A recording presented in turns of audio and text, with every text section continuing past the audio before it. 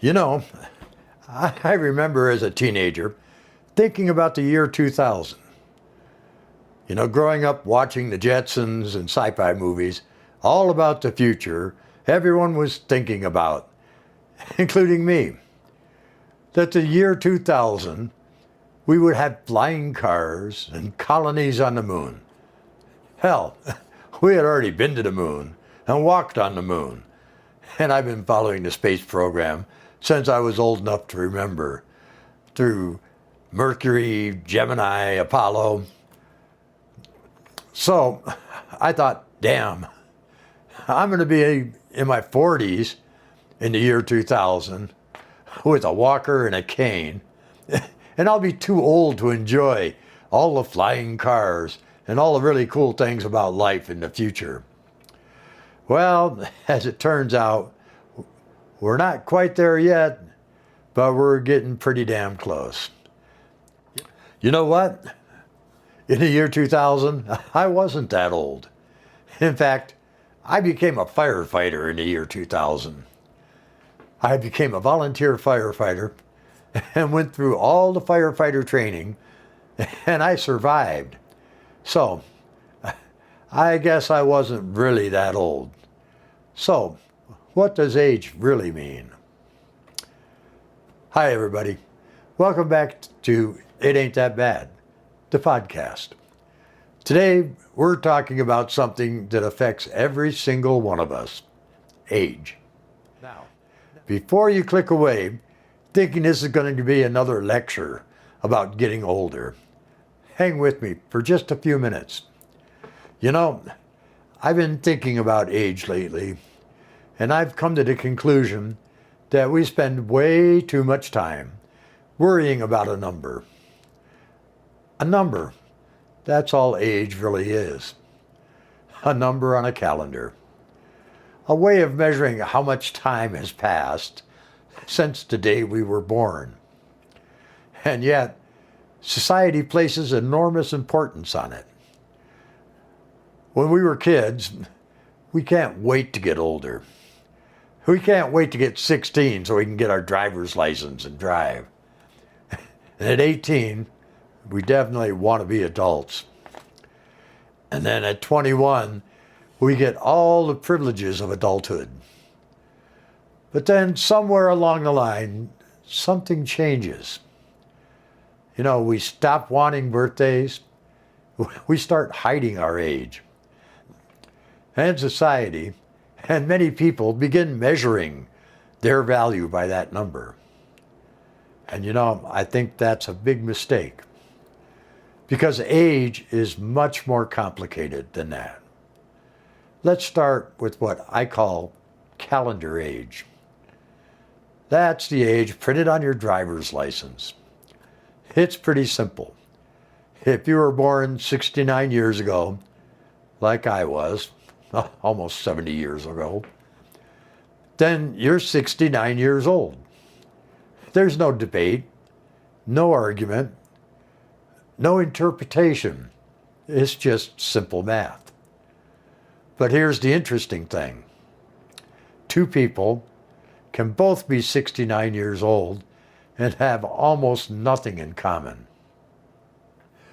One person may be running 5K races or marathons, while another may struggle to walk across a parking lot.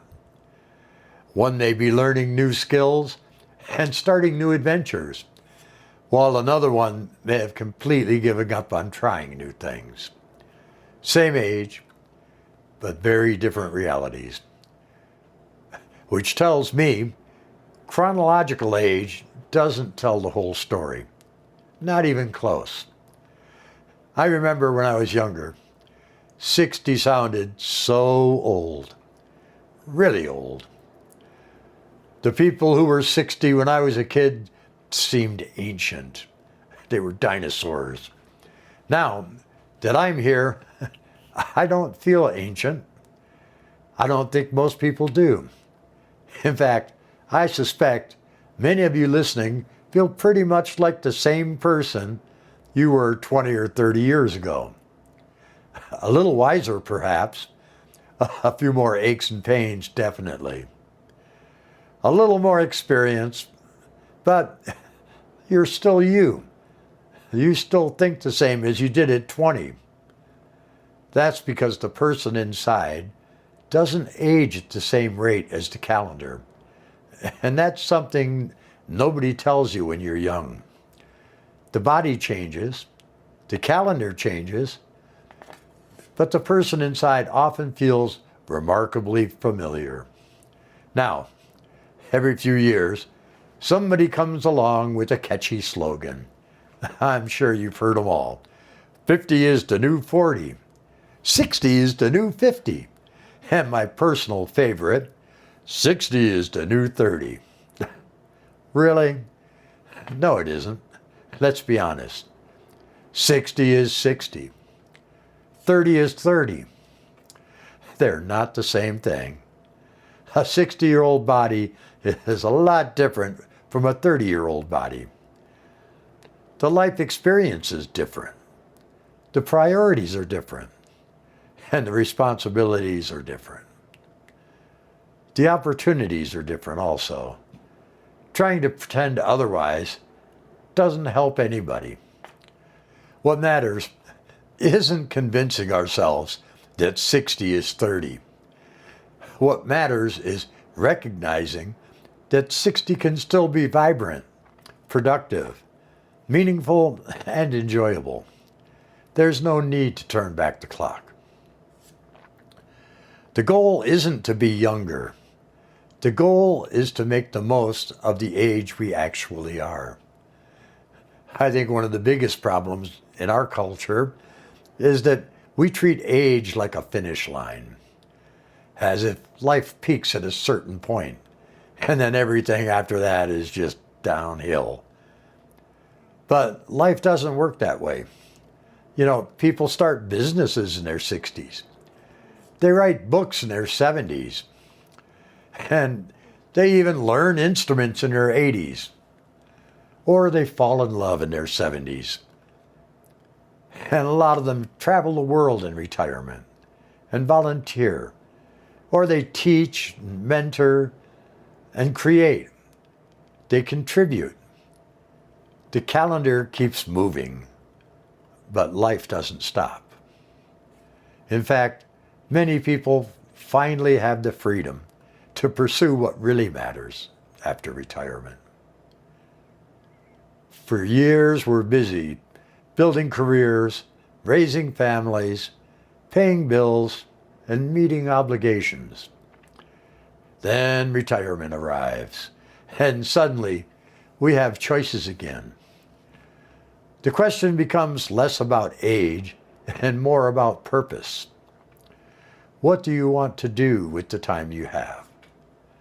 That's a much better question than how old are you? The truth is, we're all aging from the moment we're born. Every single one of us. The 25-year-old is aging.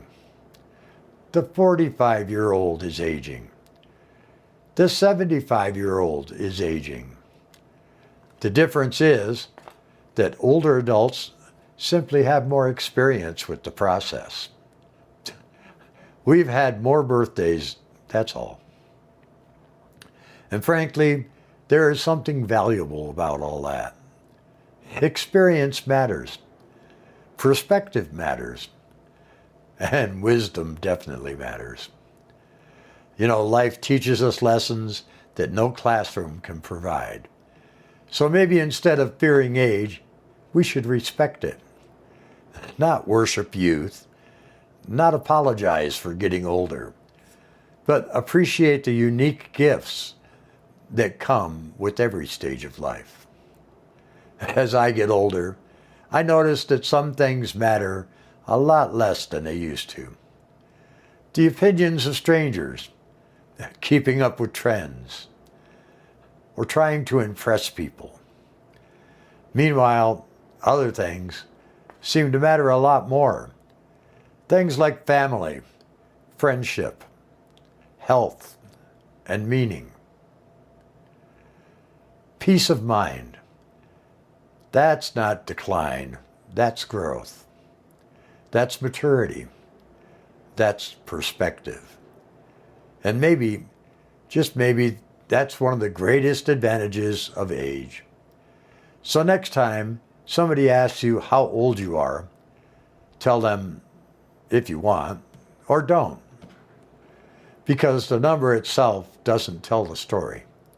It doesn't reveal your character, your wisdom, your kindness, or your experiences and dreams, or most importantly, your potential. Age is part of who you are.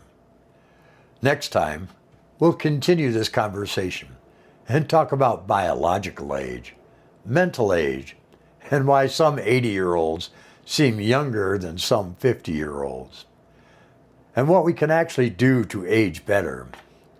Until then, remember this: you are far more than a number on a calendar, and most days, it ain't that bad. Thanks for listening, and I'll see you next time.